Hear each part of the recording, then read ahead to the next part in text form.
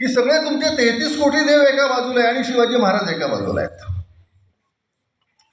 ध्यानात घ्या, फार महत्वाचा मुद्दा आहे हा. 33 कोटी देवाला एका बाजूला ठेवून शिवाजी राजांना एका बाजूनी प्रबोधन ठाकरे का ठेवतात? याची कारणं काय? याची कारणं शिवाजी महाराजांच्या इतिहासामध्ये आहेत. आणि म्हणून शिवाजी महाराजांनी सगळ्यात महत्वाची जी काही कामं केलेली आहेत त्या कामाकडे आपण बघतो. म्हणजे काय करतो? श्रीपाद अमृत डांगे नावाचे एक विचारवंत मराठीमध्ये झाले. बऱ्याचशा गोष्टी आपल्याला माहिती नसतात. आज आपण ह्या मास मीडियाच्या किंवा मोबाईलच्या इतके आहारी गेलेलो आहेत की आपलं वाचन होत नाही. आपल्या घरी तुकोबांची गाथा असते पण आपण वाचत नाही. शिवाजी महाराजांनी लिहिलेलं आज्ञापत्र आपल्याला माहिती नसतं. फक्त आपण जय भवानी जय शिवराय अशा मोठ्या मोठ्या घोषणा देतो. म्हणजे दुर्दैवाची गोष्ट अशी आहे की आज लग्नामध्ये आपण शिवाजी महाराजांची आरती म्हणू लागलेलो आहोत. शिवाजी महाराजांची आरती म्हणावी का याच्याबद्दल अनेक वादविवाद होऊ शकतील. पण तो शिवाजी महाराजांना देव करून टाकलं म्हणजे आपलं काम संपलं. आपल्याकडे हे प्रॉब्लेम सगळ्यात महत्त्वाचे आहे की एखाद्या माणसाला जर संपून टाकायचं असेल तर त्याला देवत्व बहाल करायचं. म्हणजे आपण आपले उद्योग करायला मोकळे.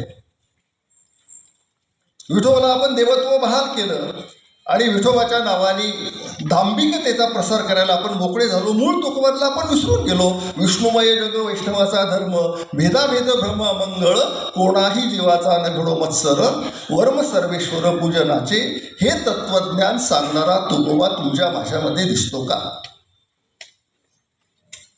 जे काही लोक या ठिकाणी कीर्तन करतात, विठ्ठलाच्या नावाने ज्यांनी कुणी व्यापार मांडलेला आहे, ही जी सगळी माणसं आहेत ते तुकोबांचा खरा संदेश तुमच्या माझ्यापर्यंत पोचू देतात का? जे का रंजले गांजले त्याशी म्हणे जो आपुले, हे जे तत्वज्ञान आहे तोची साधू ओळखावा. माणसामध्ये देवत्व शोधणारा तुकोबा,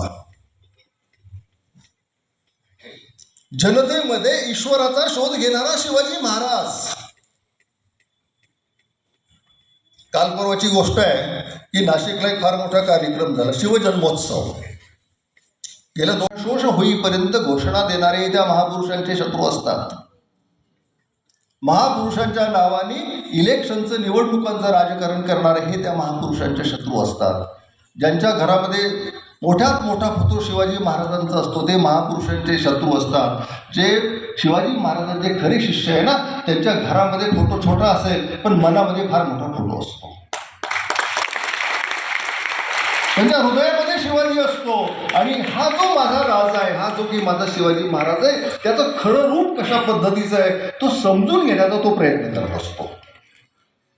म्हणून आपल्याला थोडंसं पुढे गेलं पाहिजे, ते म्हणजे महात्मा ज्योतिराव फुल्यांकडे. म्हणजे मी तुम्हाला असा प्रश्न विचारला नाही पाहिजे की महात्मा ज्योतिराव फुलेंचं नाव तुम्ही ऐकलं का? आता महात्मा ज्योतिराव फुले जर नसते तर ह्या मायमाऊल्या इथे बसू शकल्या असत्या का?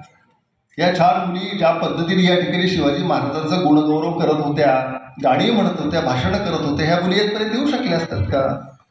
ज्या सावित्रीबाई फुलेंनी मुलींना शिकवायला सुरुवात केली आणि या सावित्रीबाई फुलेंच्या अंगावरती कोणी शेणाची फुलं उधळायला सुरुवात केली, यांच्यावरती मारेकरी घातले, हा तुमचा माझा इतिहास आहे.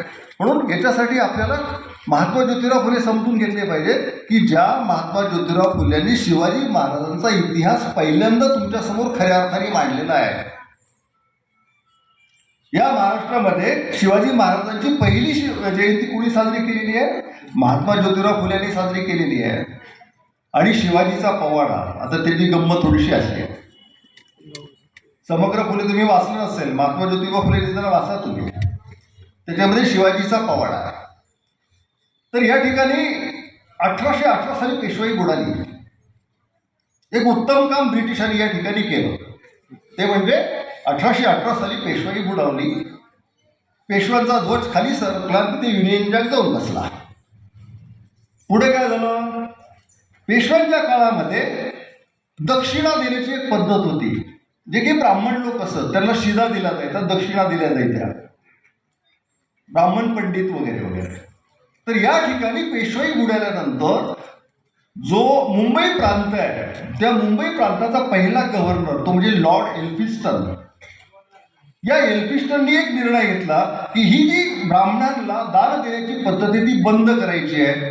आणि तो जो काही निधी आहे तो निधी बाजूला करून त्यातून त्यांनी दक्षिणा प्राईज कमिटी स्थापन केली. ध्यानात घ्या, फार महत्वाचा इतिहास आहे. नुसतं आपल्याला मी तुम्हाला आधी सांगितलं की शिवाजी महाराजांच्या नावाने घोषणा कमी द्या, शिवाजी महाराजांना समजून जास्त घ्या. शिवाजी महाराजांच्या जयंतीच्या दिवशी रस्त्यावरती बाहेर पडू नका, हातामध्ये शिवाजी महाराजांचं एखादं पुस्तक घ्या छानपैकी, गोविंद पानसरेंचा शिवाजी कोण होता हे पुस्तक घ्या आणि ते वाचत बसा. ही खरी शिवजयंती आहे. तर ही जी दक्षिणा प्राईज कमिटी आहे, या दक्षिणा प्राईज कमिटीने 1869 साली एक स्पर्धा आयोजित केली होती. ही दक्षिणा प्राईज कमिटी कुणी स्थापन केलेली आहे? ध्यानात घ्या पुन्हा एकदा, फार गमतीचा इतिहास असतो. ही कुणी स्थापन केलेली आहे? इंग्रजांनी स्थापन केलेली आहे. आणि शिवाजी महाराजांवरती कविता लिहिण्याची, पोवाडे लिहिण्याची स्पर्धा कुणी आयोजित केलेली आहे? इंग्रजांनी. हा राजा जी काही फिरलेला त्यावेळेस कुठली साथ नव्हती दळणवळणाची, घोड्यावरती जायचं. शिवाजी महाराजांना ज्यांनी ज्यांनी बघितलेले ते सांगतात की हा अत्यंत साधेपणाने जगणारा राजा होता.